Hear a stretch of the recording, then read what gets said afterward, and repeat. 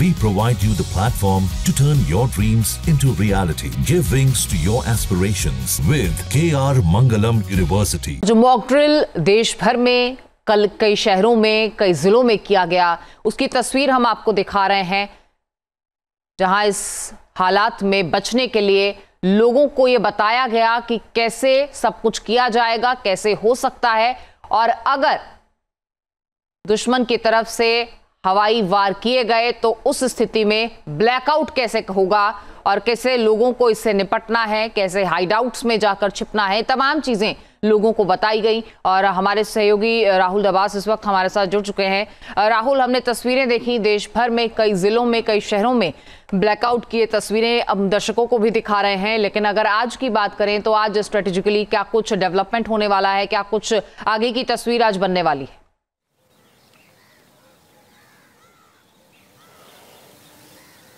देखिए, दो चीज़ों के बारे में बताना चाहूँगा। पहले तो है कि पुंछ को लेकर के रिएक्शन भारत सरकार की तरफ से भी और इंडियन आर्मी की तरफ से भी आ सकता है, क्योंकि पुंछ में जिस तरीके की खबरें आ रही है, हालांकि वो सिविल एडमिनिस्ट्रेशन और सोर्सेज के बेस पर है कि बहुत सी ऐसी लोकेशन है, रिहायशी इलाका है, जहां पर मोर्टार से हमला किया गया। यानी हम बात कर रहे हैं 125 mm की और 155 mm यानी आर्टिलरी शेलिंग का भी इस्तेमाल किया गया।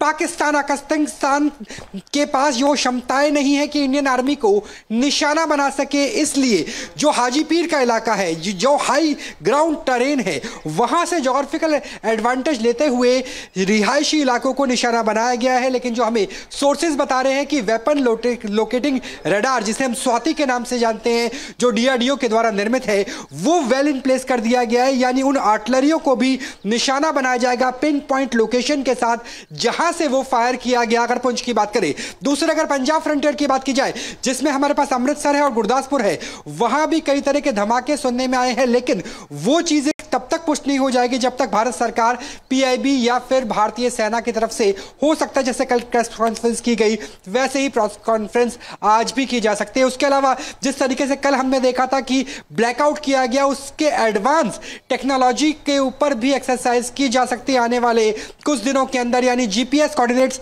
बंद किए जा सकते हैं, क्योंकि बहुत सी ऐसी मिसाइल्स है जो जीपीएस के जरिए टारगेट लॉक करके चलाई जाती है, और जब मैं इजराइल में मौजूद था तब जीपीएस बंद कर दिया जाता था ताकि अंदाजा ना हो कि आप कहां पर और मिसाइल कहां हिट करेगी, यानी टारगेट गायब हो जाता था। तो वो चीज की जा सकती है। उसके अलावा पुश बटन के जरिए सी डॉट है, वो एयर रेड का अलर्ट जितने भी स्मार्टफोन्स है वहां पर पहुंचाने की क्षमताएं रखते हैं, तो उस पर भी आगे वर्क इन प्रोग्रेस किया जा रहा है। तो चाहे स्वाति वेपन लोकेटिंग रडार हो या फिर पिनाका जो हमारे रॉकेट सिस्टम है, बाकी सारी चीजें इन प्लेस कर दी गई। अगर पाकिस्तान ने कोई भी हिमाकत की तो पाकिस्तान को मुंहतोड़ जवाब दिया जाएगा। जी चलिए, बहुत शुक्रिया राहुल इस जानकारी के लिए, धन्यवाद आपका। न्यूज नेशन अब व्हाट्सएप पर खबरों की ताजा अपडेट के लिए न्यूज नेशन के इस क्यूआर कोड को स्कैन करें।